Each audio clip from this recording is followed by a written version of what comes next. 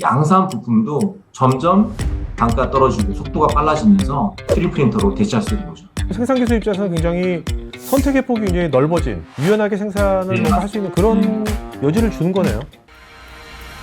안녕하세요. 인터뷰를 통해 전문가의 관점을 쉬우면서도 구체적으로 끄집어내는 고우성의 인터뷰입니다.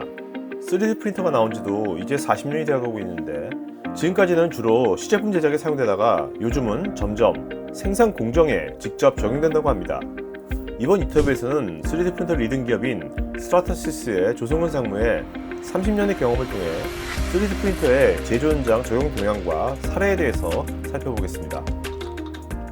저는 첫 직장인 삼성전자에서 일을 했고요. 네. 저는 이제 생산기술센터라는 부서에서 일했는데 저는 원래 금형을 했어요. 네. 이제 금형, 양산금형을 만드는 부서에 있었고 아. 제가 있던 부서는 이제 QDM이라고 하는 이제 간이금형을 만드는 부서에 있었거든요. 그러다 보니까 이제 간이금형은 각 삼성전자의 사업부에서 양산금형 하기 전에 일단 모급한 다음에 어느 정도 좀 양산성을 테스트하고 좀 수량을 좀 많이 사출할 수 있는, 그래서 코어도 이제 알루미늄 코어를 이용해서 하는 부서에 있었는데, 그러다 보니까 이제 각 사업부에서 하나의 모급에 대한 좀 니즈가 있었어요. 그래서 그때 나왔던 기술 중에 하나가 이제 3D 프린터가 그때 처음 나왔죠. 네. 그 당시에는 3D 프린터가 아니라 RP였어요. 그때가 몇 년도였어요? 94년, 5년 제가 대리 때. 그래서 RP라는 용어를 아시는 분들은 좀 오래되신 분들이에요. 네. 그래서 말 그대로 이제 래피드 프로토타입을 좀 빨리 CNC 가공이 아니라 3D 프린팅 이용하면은 굉장히 빨리 만드는. 그래서 3D 프린터의 가장 초창기 때 개념은 양산품이 아니라 진짜 RP 대응, 그러니까 프로토타입을 좀 빨리 CNC 가공이 아니라 좀 빨리 손쉽게 할 수 있는 그런 방법으로 이제 접목이 되었죠. 네. 이렇게 시제품 제작에 사용되어 왔던 3D 프린터가 생산 공정에 적용될 수 있었던 가장 큰 이유는 무엇이었을까요? 최근에는 기존의 뭐 속도의 550배, 100배 되는 장비가 처음 나오기 시작했죠. 그래서 카본 3D라고 하는 회사에서 지금 카본으로 바뀌었지만 그 회사에서 이제 DLP 방식인데요.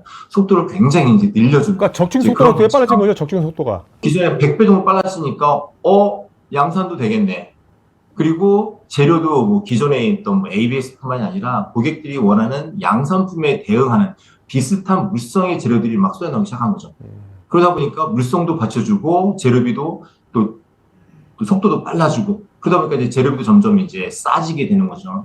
그래서 점점 이제 양산성에, 그러니까 쉽게 말하면 사출 금형으로 만든 것보다는 가격이 비싸지만 그래도 좀 어느 정도 물량이, 수량이 몇 천 개까지 다니는 금형비를 그 n분의 1로 나눴을 때 그때는 사출금형과 이제 비슷한 단가까지 떨어지게 되는 거죠. 지금은 금형비를 만약에 100개로 가정했을 때 금형비가 만약에 500만 원 들었다. 500만 원을 뭐 100으로 나누면 거의 한 이제 5만 원, 한 개당 제품 한 개도 5만 원 꼴의 금형비가 얹혀지는 거죠. 그래서 그거를 금형 대신 3D 프린터로 출력을 했다면 금형비 이상으로 가격이 더 떨어질 수 있는 거죠. 이렇게 환산했을 때. 그렇게 되면은 금형보다 오히려 제품 단가가 떨어지겠다. 그래서 이제 3D 프린터가 되는 거고, 지금은 점점 재료도 다양해지고 단가가 떨어지고 또 속도가 빨라지면 3D 프린터로 만든 단가는 더 떨어지겠죠. 그리고 또한 지금 이제 어느 정도 3D 프린터로 할 수 있는 정밀도나 그 재료의 내구성, 그런 것들이 이제 점점 좋아지고 있으니까 양산금형으로 봤던 사출품 대비 굉장히 비슷한 물성이 되면서 좀 더 이제 가능성이 높아진 거죠. 국내 생산 현장에서도 기존 방식을 완전히 대체하는 것이 아니라 애자일하게 생산해야 되는 부분부터 3D 프린터가 적용되는 것 같습니다. 조성근 상무와 제가 진행하는 3D 프린터 관련 웨비나나 관련 자료가 관심 있으시면 우측 상단에 있는 카드 링크를 클릭하시기 바랍니다.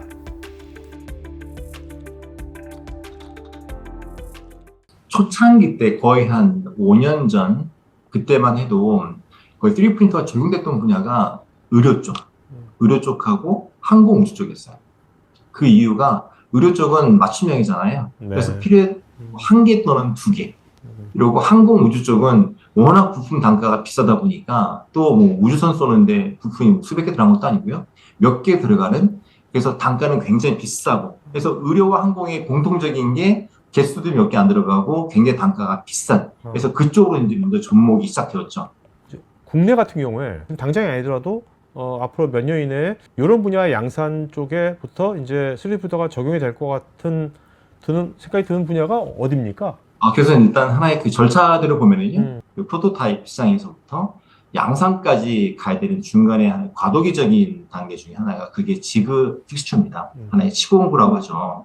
그래서 양산으로 가기 전에 예전에는 고객분들하고 이제 통화를 할 때 보면 거의 대부분 뭐 개발실이나 연구소나 시작개발팀이나 이제 그런 쪽에서 디자인팀 그런 쪽에서 이제 시제품을 만들 쪽에서 많이 연락이 왔었는데요. 지금은 부서가 생산기술 부서에서 많이 연락이 왔어요. 그러니까 생산기술 부서로 하면 그러니까 제조하는 단계 하나의 그 워크플로우 단계에서 하나의 지급 픽처일 수도 있고요. 검사일 수도 있고 그런 제조를 하기 위한 부서에서 연락이 많이 오는데요. 그러니까 저희 3D 프린터로 지그를 만든다면 많은 분들이 그게 강성이 나올까? 이제 그런 생각하시면 먼저 딱 떠오르죠. 왜냐하면 지그를 하면 거의 대부분 알루미늄이나 금속을 좀 생각을 많이 하시는데요. 제가 말씀드린 지그는 양산 지그를 만들기 전에 양산 지그가 지금 오다 나가서 한 달 후에 들어온다라고 하면 한 달 사이에 당장 생산을 중지할 수는 없고요. 하나의 브릿지 역할을 할 수 있는 양산 지그가 오기 전까지 하나의 그 3D 프린터로 지그를 만들어서 그때까지 한 보름 한 달을 대용으로 만드는 거죠. 그렇게 해서 하는 방법이 있고요. 또 한 가지는 알루미늄이나 금속만큼 강하지 않지만 그런 하이퍼포먼스 재료를 이용해서 저희 재료 중에 뭐 울템이나 피크라는 재료가 있죠. 좀 고강성인 재료, 변형이 좀 덜 가고 또 지금은 나일론에 카본 파이버가 들어있는 좀 고강성 재료들이 있는데요. 그런 재료를 써서 급히 납기를 빠르게 해서 대응할 수 있는 지그들은 그걸로 강성이 보장이 된다면 충분히 그걸 이용해서 생산 라인에서 지그를 쓸 수 있는 거죠. 그래서 가장 그 대표적인 사례는 현대 자동차에서도 제품을 잡아주는 지그가 필요합니다. 그러니까 저희가 생각할 때 제품 잡는 지그는 큰 어떤 이제 금속 프레스 패널 전체를 잡아주는 게 아니고요. 끝쪽에 양쪽 끝에 4군데, 6군데만 딱 잡아주면 됩니다. 그러면 그 모델링 그 3점 형상에 맞게 작은 좀 주먹보다 작은 사이즈의 그 형상만 딱딱 잡아서 프레임에 조립해서 제품을 좀 받쳐주는 그런 지그를 쓸 수가 있겠죠. 네. 그다음 지금까지 다 CNC 가공하던 것을 3D 프린터로 이제 출력을 해서 바로 거기에 뭐 모델이 계속 바뀌더라도 바뀔 때마다 거기 잡아준 부품만 뭐 다시 재조립을 하든가 이제 그런 식으로 하면 3D 프린터로 굉장히 좀 싸게 조립할 수가 있는 거죠. 네. 예, 그것도 있고요. 또 뭐 3점 측정할 때 보통 제품들이 뭐 바닥에 놓지 않아요. 어딘가 이제 고정할 수 있는 지그가 필요하거든요. 움직이지 않게. 그런 것들도 3D 프린터로 형상을 미리 만들어서 제품을 그 위에 얹어서 흔들리지 않고 검사할 수 있는 그런 지그로도 많이 쓰이고 있습니다. 생산 기술이 있는 분들은 이제 양산이라든지 수율이라든지 그런 걸 다 그 제일 중요하게 생각하시는 분들이잖아요. 그런 분들이 이제 3D 프린터를 이제 많이 접하고 이거의 효용성을 많이 느끼면 느낄수록 점점 양산 쪽에 많이 이제 이것이 적용이 되는 게 퍼지겠네요. 그래서 어떻게 보면은 이제 3D 프린터를 좀 접근이 좀 어려운 부분이 가공하시는 분들한테 굉장히 접근하기 어려워요. 가공이나 금형하시는 분들. 왜냐하면 그분들은 이미 CNC 가공이나 연사학 같은 경우는 거의 뭐 미크론 단위로 맞추고요. CNC 가공도 뭐 100분의 2, 3단위로 정밀도 맞추거든요. 근데 3D 프린터는 한계가 지금은 좀 많이 좋아져서 정밀도가 한 플러스 마이너스 0.05까지, 한 100분의 5까지는 가지만 기존에는 한 0.1 정도였거든요. 네. 굉장히 그분들이 보시기에는 이것도 정밀도야? 그럴 정도로 좀 정밀도가 많이 떨어졌어요. 근데 그분들이 생각하신 것처럼 정밀도가 떨어지니까 쓸데가 없다라고 이제 배제를 해버리면 전혀 쓸데가 없죠. 하지만 정밀도가 0.1, 100분의 5 정도 되는 정밀도를 충분히 수용할 수 있는 그런 부분도 굉장히 많아요.